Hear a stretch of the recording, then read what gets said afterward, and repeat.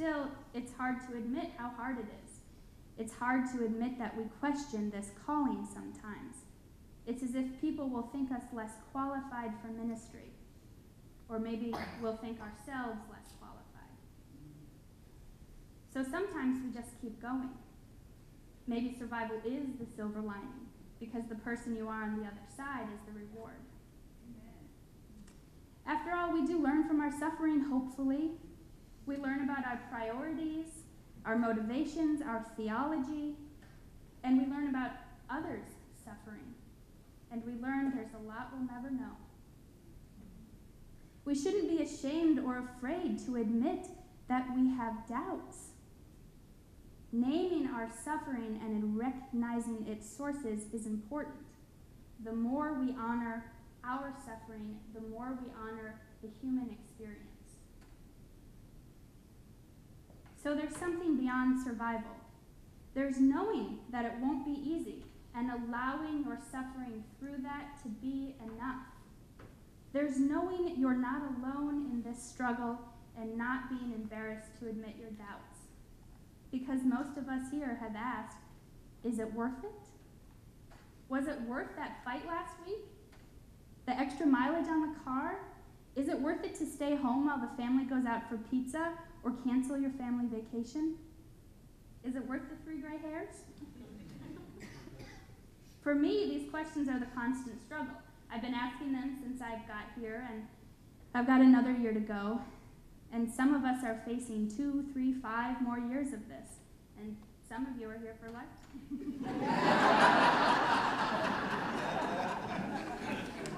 How are we going to get through it? How do we know if it's worth it? For some, faith is enough.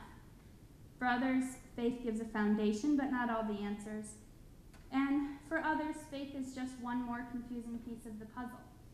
Sometimes faith is challenged and shaken here in ways that are hard to put back together. No matter where you fall on that spectrum, there's still questioning, and there are still papers and reading and group presentations and that pesky little thing known as our personal lives. Are we supposed to give up everything? Can I really trust that it will be okay? Are we supposed to go into soul-crushing debt? For me, it's easy to get lost in the suffering. I get suffocated by those dirty dishes and to-do lists. I don't like the taste of value cola. I don't want to live the adage you always have to give up something to get something. And really, Greg, I don't care when Hosea prophesied. Still, when I step back, I know that if it really wasn't worth it for me, I would try to gracefully find another calling. So there are moments when I feel lost. There are moments when I feel confused, overwhelmed, alone, and moments when I would rather read every list on Brita's recommended list than do 5 more minutes of group work. But then there's that nagging, a sense that I can't articulate that propels me forward through all of these challenges. But at the end of the day, we should be able to articulate how our faith and our leadership fit into our lives. We must honor ourselves and somehow conclude if it's worth it. So how do we do that? I don't know. I think I'd say that if the fights never stop, or the dishes never get done, or you completely lose all sense of self, or your house is in foreclosure, well, it's a hard decision because you've invested a lot so far. But there should be a limit to your suffering. You can find a way that your call can exist more peacefully with your life. How many times have we heard, if you can do anything else, you should? But if you can't, if this experience doesn't ruin your life, but only annoys and hinders and complicates it, then I think all we can do is expect just that. Expect that most of the time it will be worth worth the sacrifice and suffering. I know, and I know you know, that the challenges aren't going away with the diploma. We really will have to do just as much reading and writing. And there will always, always be a church event scheduled on the night that you have front row tickets, once in a lifetime, backstage passes, Donny Osmond concert.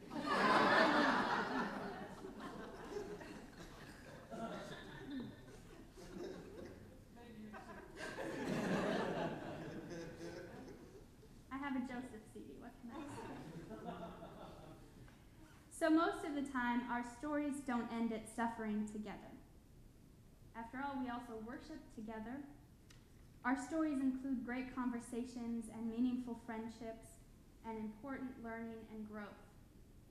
We have sat with dying strangers and somehow found the right words of comfort. We will be people who bless marriages and baptize and dedicate babies and adults. We will hold an office with profound responsibilities. People will look to us for personal and moral guidance.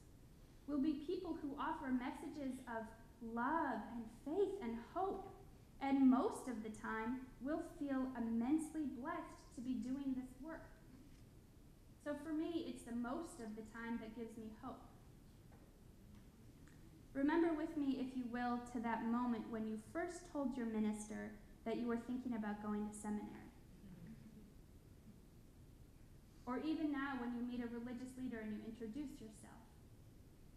Their first reaction isn't, "Don't do that." It might be their second reaction.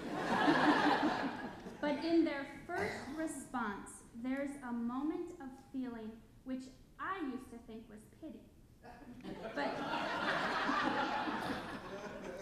But it's not pity. I've come to see that it's actually a moment of encouragement and respect.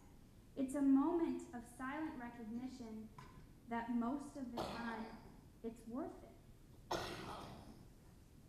We've chosen a life and a vocation which involves making hard choices and sacrifices that affect not only us, but our families and whole congregations of people, whole denominations.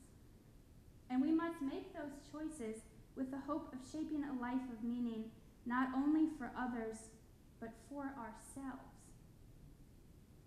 We won't always hit the mark. We'll never say all the right things. Sometimes there'll be more funerals than births. Sometimes people we love will be disappointed with the choices that we make.